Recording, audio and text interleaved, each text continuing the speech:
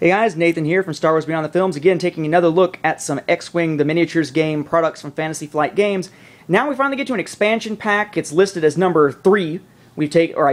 Product number 4, but expansion pack number 3. We've already taken a look at the X-Wing and the TIE Fighter. Now we take a look at the Y-Wing.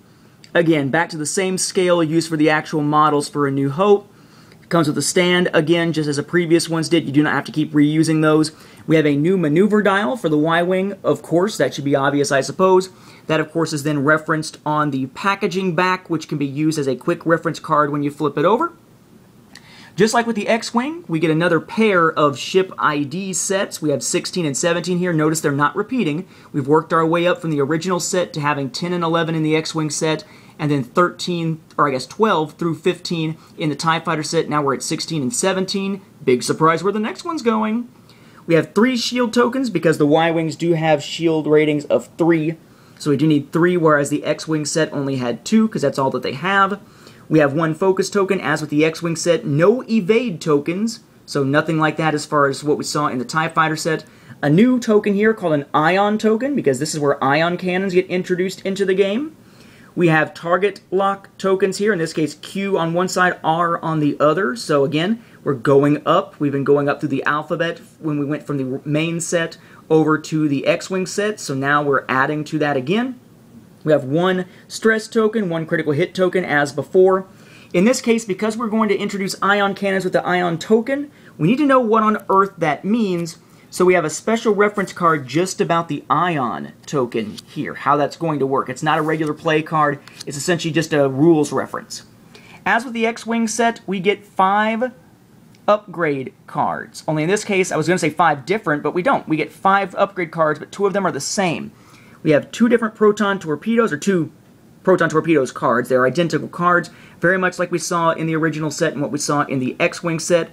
We have an R2 Astromech, an R5D8, a unique one, and there's the big one, the Ion Cannon Turret Secondary Weapon, which is the one that we need the reference card and the special token to use.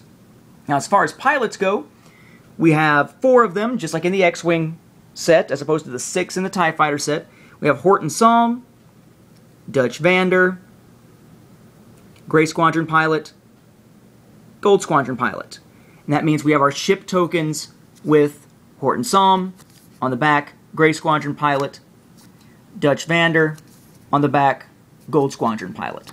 So very similar to what we get with that X-Wing set in most respects, essentially just as many shield tokens as we need, 1 less target lock in this case, but we do get the Ion token and the Ion reference card. We still have 2 sets of ship IDs, still 4 new ships, and still 5 total upgrade cards, although one of them does repeat itself. And of course the ship and the dial.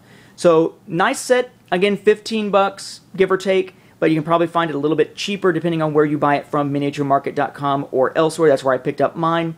Cool stuff. Nice ship. Relatively sturdy compared to the other ones. Not a lot of teeny tiny parts that can get broken or bent or anything like that. An interesting new addition, especially because it does introduce the use of Ion cannons into the game.